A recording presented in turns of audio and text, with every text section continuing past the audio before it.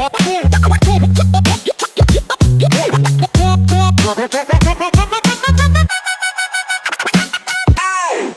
right, y'all, welcome to the Lawrence to Front podcast sponsored by Irv Lee Productions. And if you haven't already, please like and subscribe so you can be notified of future content. Today, we are going to talk about effective planning. And if you haven't watched the previous episodes, I strongly suggest that you do, starting with mindset and moving forward, because what we're going to talk about today builds on those concepts. So if you haven't, go ahead and stop right here, go back to those videos, watch them in order, and then restart this. All right, so now we're at the part where our mindset is where it needs to be. Our goals are clear.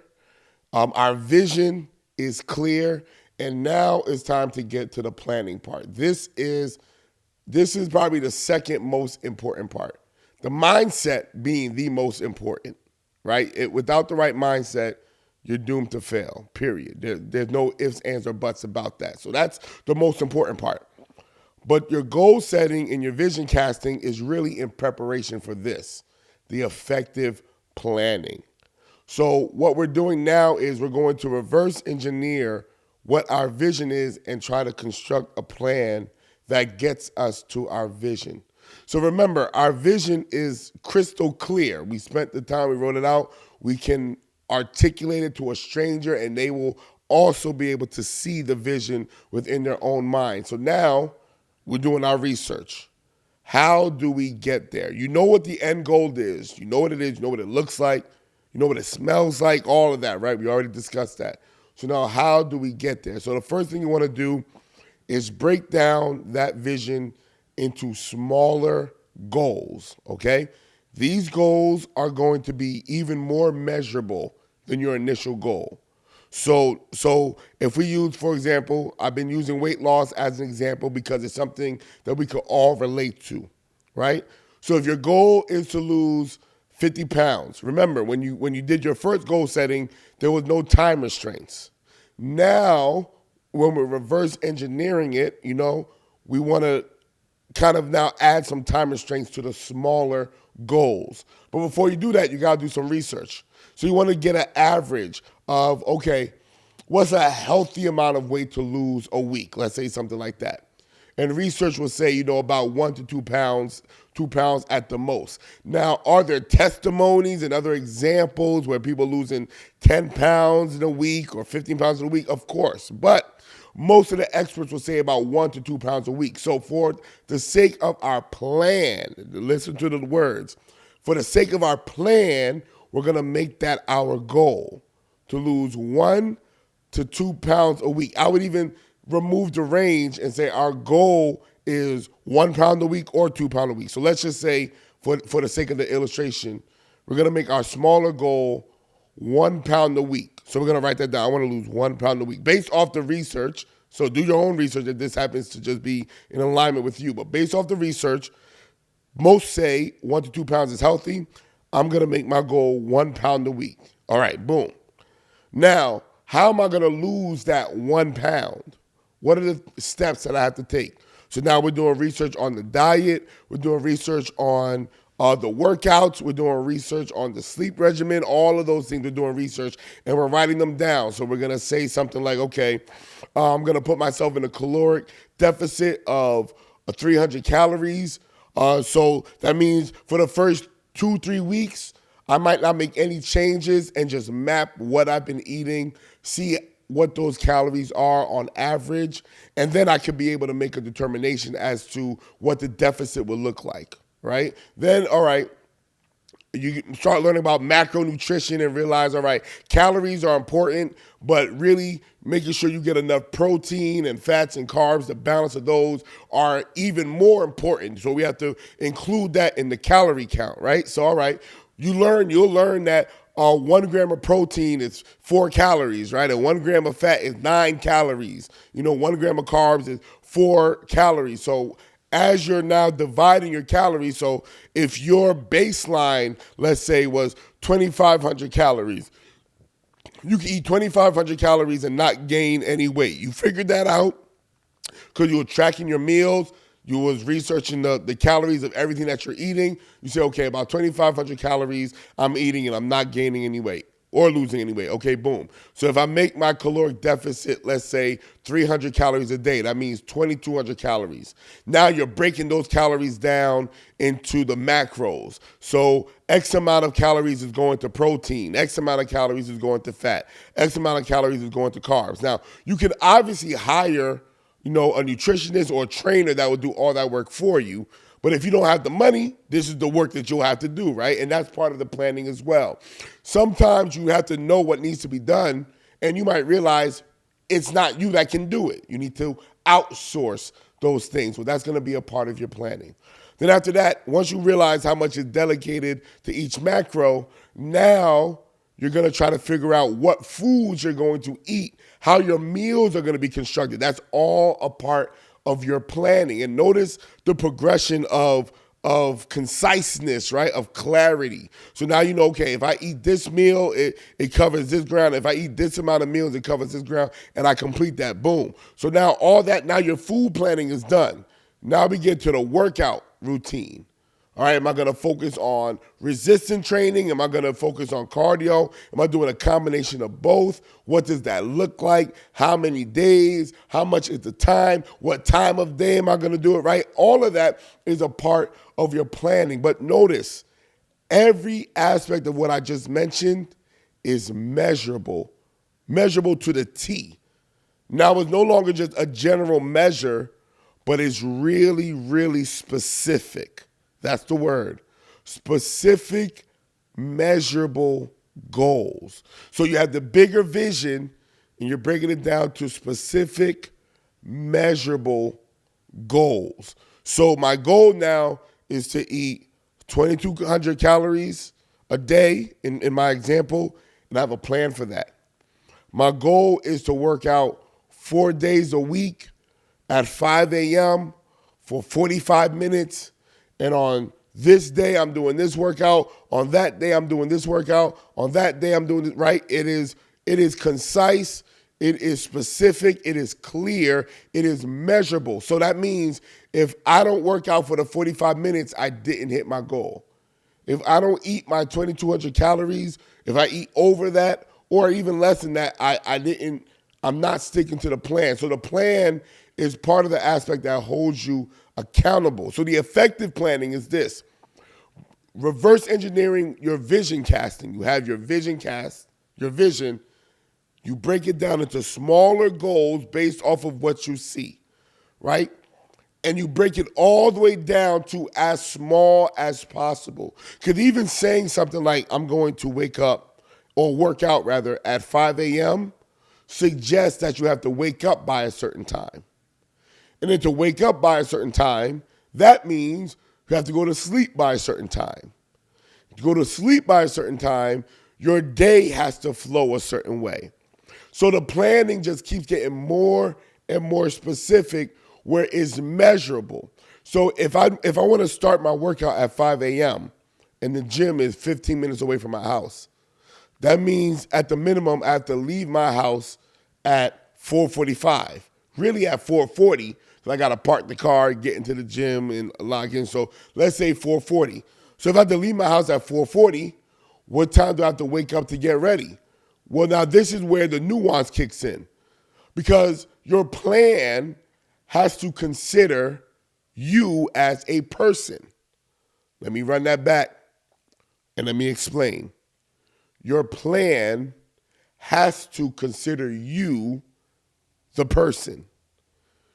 Making a plan that is not in harmony with who you are is a plan that will never work. We tend to do this as humans.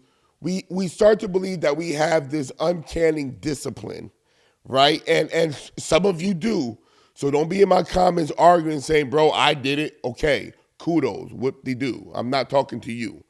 I'm talking to the people who will say something like a budget, and they go to the grocery store saying, I'm only going to spend $300 on groceries, knowing that $300 is not going to be enough to cover what they need and what their family needs. And they're frustrated every time they leave the grocery store because they spent $450. And they get mad and they say, I got to stick to the plan. I got to stick to the plan. Well, your plan did not consider you, the person. So me, for example, I'm not the type of person who just wakes up. No. My wife, she is. When my alarm clock goes off, she turns it off, she sits up, she goes to the bathroom, she brushes her teeth, she's up for the day. Me, I need a good hour window to hit snooze a few times.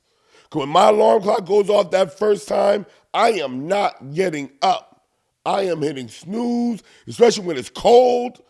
I'm hitting snooze. I'm going to get me about 5 more minutes. It's going to go off again. I'm going to hit snooze. And I'm going to keep doing that until the alarm annoys me enough to get me up.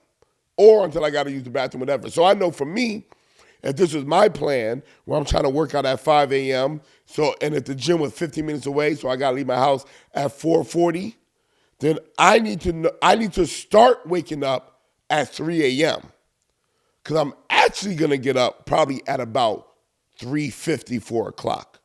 The other thing that I would need because of who I am, I would need my gym clothes prepared the night before. If I have to look for my clothes, I'm not going to leave on time because I'm already tired. I want to go back to sleep. So I need my gym clothes already laid out. So that would have to be a part of my plan. And I would have it laid out a certain way where whatever I'm wearing and my shoes and my socks, like all the little details, because it don't take much for me to be like, you know what? It ain't happening today. Like it doesn't take a lot for me. So I need all of that laid out. You have to consider that as well. If you're one of those people who could just get up, and if you are already organized with your clothes, because look, my hoodie could be anywhere. You know what I mean? I don't have a set place for my hoodies, right? It might still be in the clean clothes pile. Y'all know what I'm talking about. I did a whole bunch of laundry, but I ain't put it all away. Yeah, I might have some stuff over there. If it's 3 in the morning and I gotta fish through all that, yeah, it ain't gonna happen. So the night before, I gotta lay all that out. But if I was the type of person who would just get up and get moving, then I might set my alarm more for like 3:45 because I know I'll be okay. So notice now, you can't effectively plan if you don't know who you are. This is a major key. You don't need to just know who you are. You have to accept who you are. And while we're all moving for change, accepting who you are is the first step in opening the door for becoming somebody new. As long as you're fighting yourself, you'll never progress. Think about what I'm telling you. Let's say you're the type of person who spends a lot of money, and you know that's not good. You know that if you manage your money differently, you would have the means for investments, or you'll have the means for vacation, or whatever the case is. Beating yourself up about being the type of person that spends a lot of money isn't going to make you more disciplined in spending money. It's not going to happen. You have to accept the fact that you like to spend money and incorporate that in your plan. So let's use now finances as another example. Let's say you want to start investing in crypto, let's just say. I'm just throwing it out there, right? You realize that you've been wasting money on food, clothes, subscriptions, whatever. And you're like, you know what? I should really use some of this money to invest in crypto. Don't take all of it, all that wasted money, and put it in crypto. Because you know what's going to happen? You're either not going to pay your bills or you're going to withdraw all that money back so you can buy all the BS that you're used to buying. You have to make a gradual change. So say, okay, and the process is the same. First 2 weeks to a month, you're not going to change your spending habits, but you're going to observe where your money is going. Notice how in this effective planning, there's a level of research, right? You need real data before you create a plan, because a plan without data is a wish. You need the data for it to be a real plan. So you're going to just observe how you're spending money. So after 2 weeks, a month, whatever you think is enough time, now you're looking at your statements, you're looking at your transactions, and you're writing them down. You realize, okay, I'm spending X percent of my money here and X percent of my money there and Y percent of my money there, and you're getting a picture of how you're spending your money. Then you can say, okay, I'm going to cut off 5% from this particular space and I'm going to put it into crypto. Then everything else will remain the same. You do that for about a month, 2 months, and see what happens. Now, that's getting into the execution aspect. I don't want to jump there yet. I want to save that for a completely different video. But your plan is considering, well, okay, your plan deals with first the data, which gives you a window as to who you are, but you're first dealing with the data. Then once you deal with the data, you're going to break that down. You're going to interpret the data and break it down into smaller goals.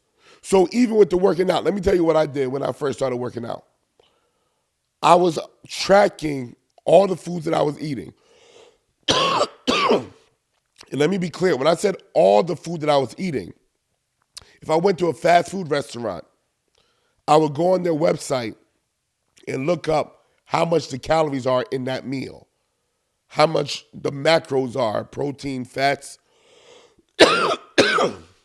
So I did that. If I ate a piece of candy, I looked up the nutrients on that, right? Everything. I wrote it down.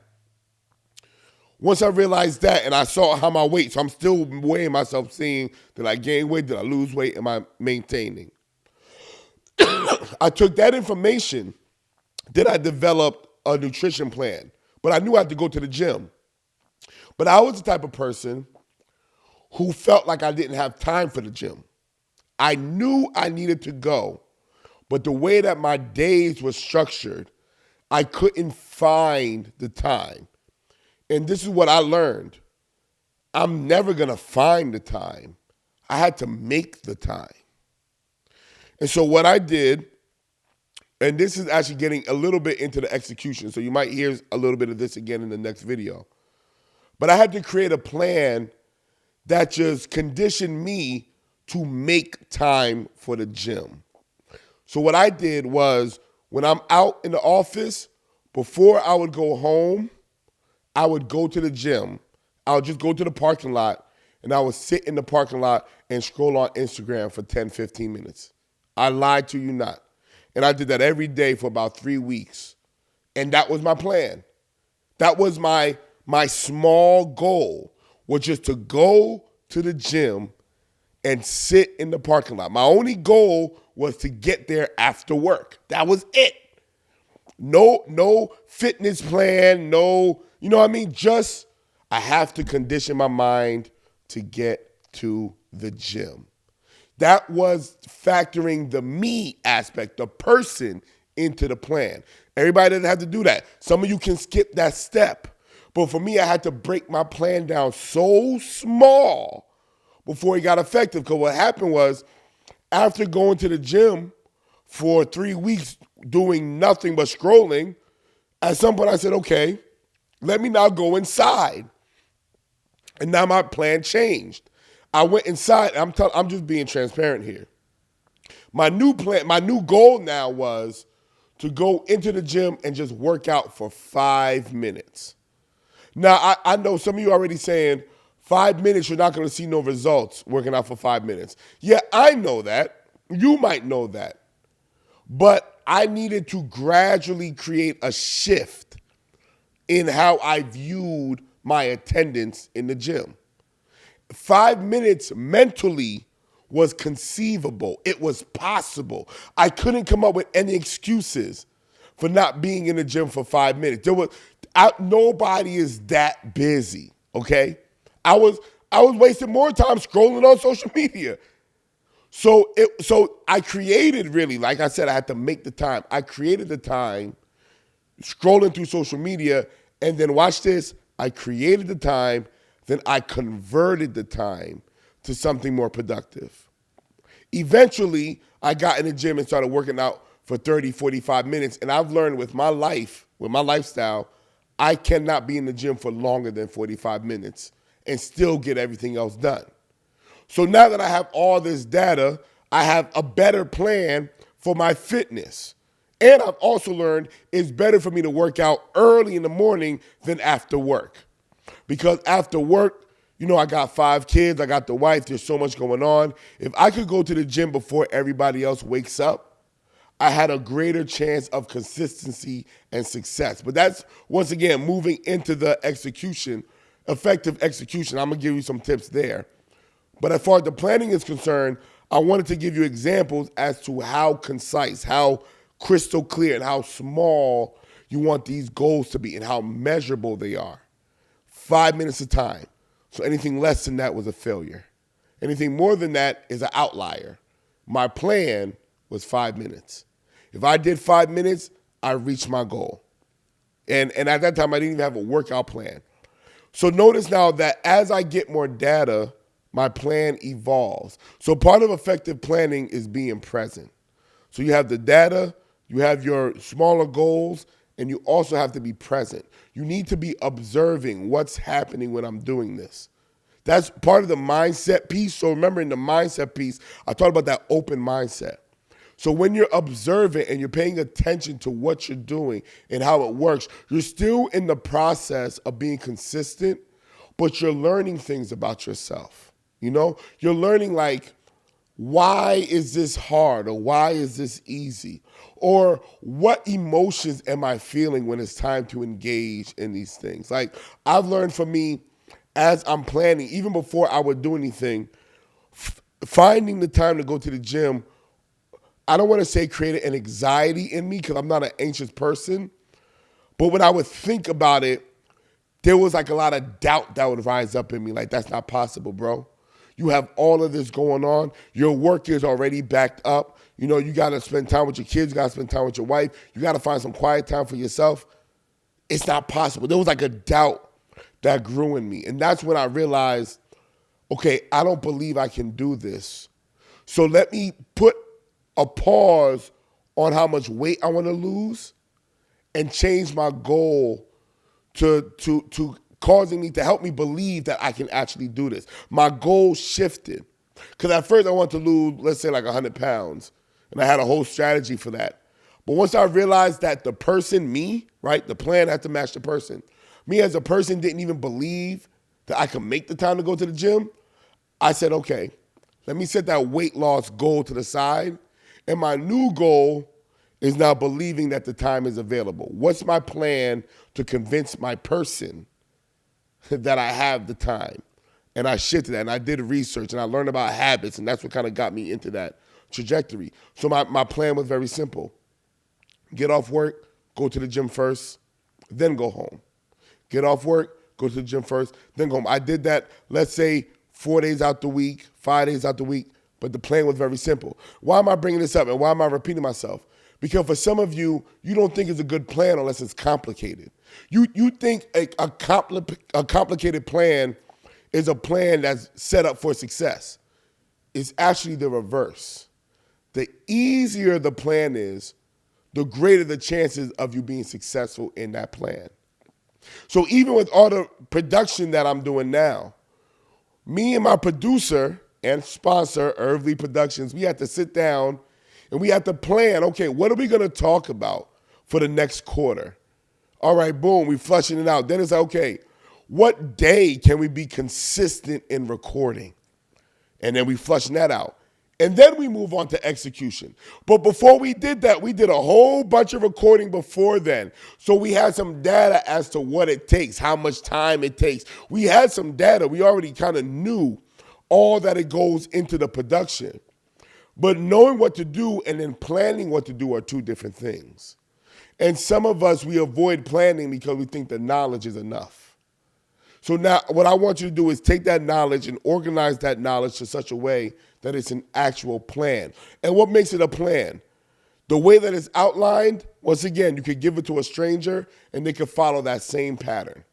That's when you know that it's an effective plan. They could look at that and say, oh yeah, I could do this. I could wake up at this time and get ready at this time. And yeah, that's when you know that it's an effective plan. But most importantly, if you look at it and say, you know what, I can do this.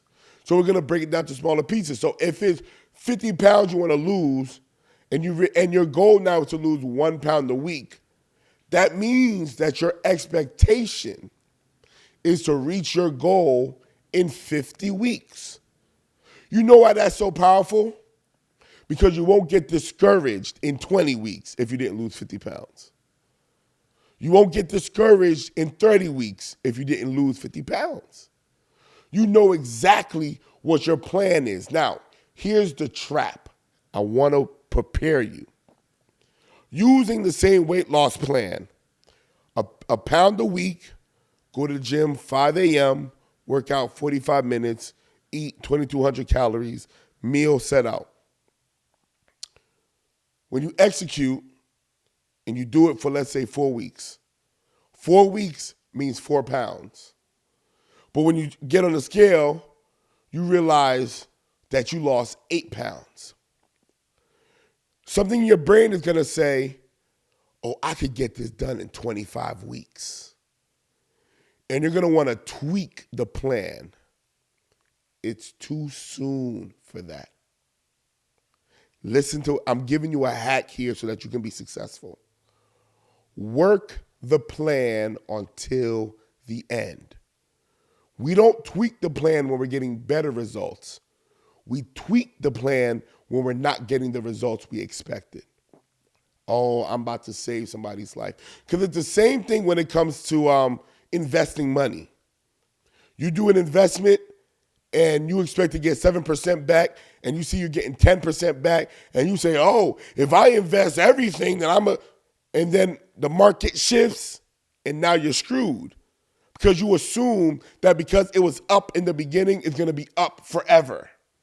Life doesn't work like that. Let's not be naive. Life goes up and life goes down.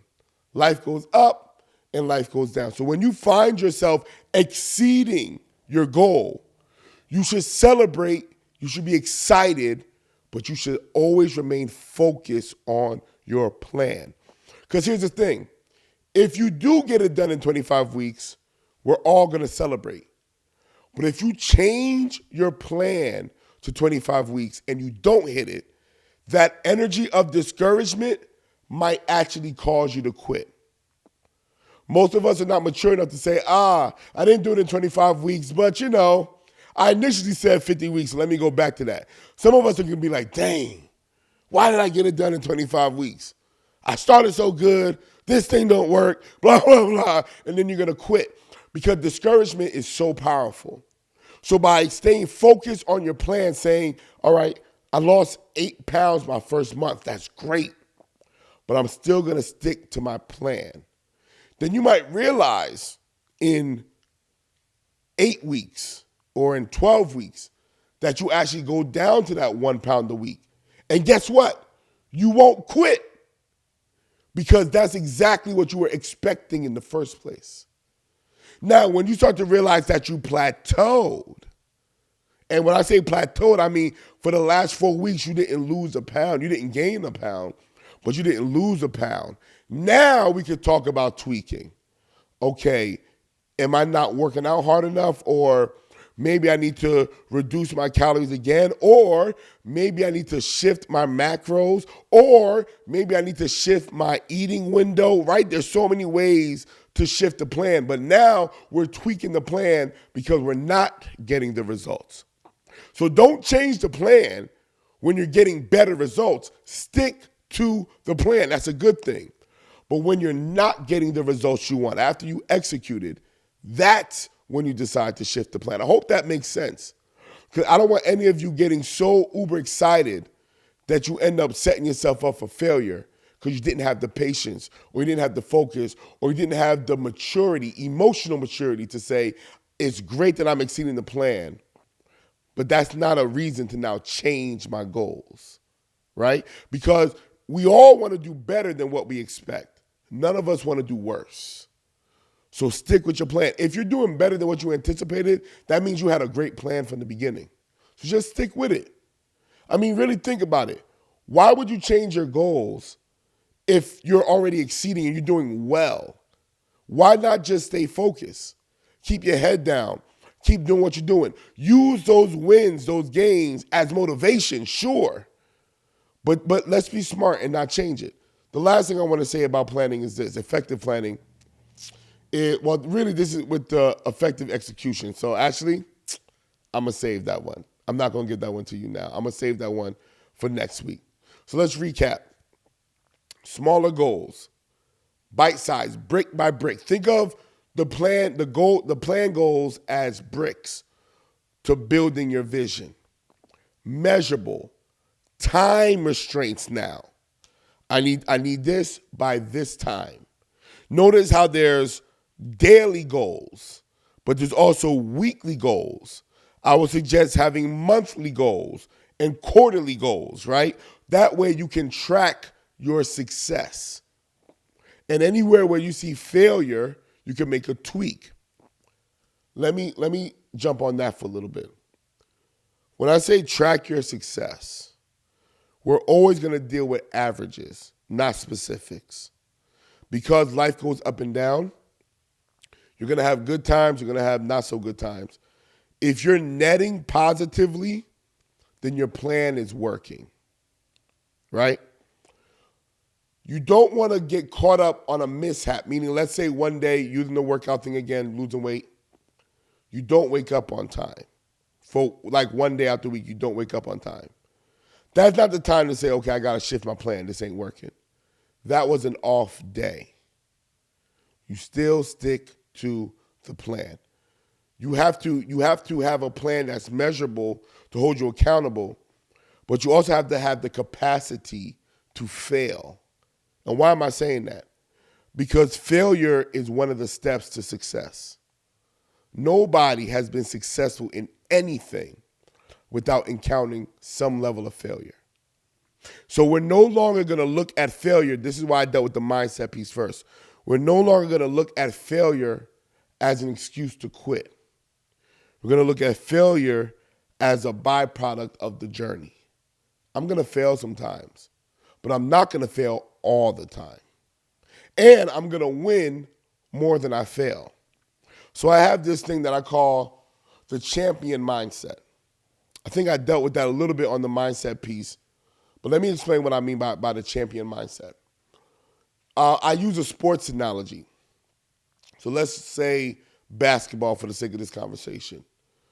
You have a whole season of what they call the regular season before you go off to the playoffs. The basketball teams with the best records then compete in the playoffs. Here's the thing about the best records. The best records are not the undefeated records. You're going to notice that a lot of the champions had L's along the way. What made them champions wasn't how many times they lost, it was how many times they won. And when you win more than you lose, that's what makes you a champion. And so when we're doing effective planning and we go into the execution piece, we're not just going to focus on how many times we lost or how many times we failed. We're focusing on how many times we win. And our plan is designed to help us win more than we lose. You understand? Because if you don't have a plan, then you don't have a measurement. If you don't have a measurement, then how do you know if you're winning or losing? Right? If you're playing a game and you don't keep score, the game might be fun, but you won't know if you're getting better or worse because there's no metric. So the plan is designed to give you a mirror, a metric, a way of measuring your success, which includes your failures, but it's not bound by them. So your plan is effective when it's able to measure every aspect. So let's use production, content creation.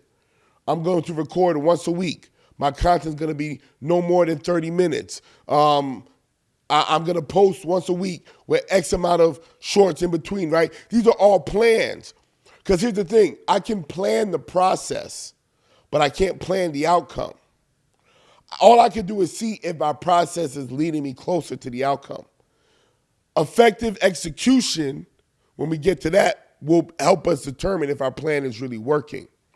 But if I don't have a plan to begin with, then there's no way that I can know if I'm getting closer to my vision. So remember, the plan is not meant to determine how well you win. The plan is meant to determine if you have a way, a strategy there. Because if you don't have a way there, then 9 out of 10, you're not going to get there. No one gets to Houston by accident, right? No one gets to Detroit by accident. No one gets to DC by accident. If you have a destination, you also have to have a path, a plan of getting there. And your vision is a destination. The plan is a tool. Hear me carefully. Nothing more than a tool. So if I have a hammer, I'm expecting the hammer to do certain things for me. But if the hammer doesn't work, then I can switch the tool. In this case, we have to work the tool first to see if it works. You have to work the plan to see if it works. That's all the plan is for. Will this get me closer? I win some, I lose some. So after you execute, then you examine the plan. So if your plan is, going back to the weight loss thing, to lose a pound a week, you shouldn't make that determination until you're at week 50. Did you hear what I just said? You don't determine if the plan is working until you get to week 50. Why? Because there's some people where they might work out for 2 weeks, or they might eat a certain way for 2 weeks and see no results. But in week 3, something happens. Their body changes, their body shifts, their body adapts, and weight just starts falling off. Boom, boom, boom. You don't know how you're going to respond. So you can't be here tweaking your plan every few weeks, right? Because you're not seeing certain results as soon as you expect it to. Commit to the time frame of your plan. So if you're breaking it down brick by brick and you realize, based on this plan, I could get this done in a year, then commit to the year. Commit to the year before you examine your plan. I know that's going to be hard for a lot of you.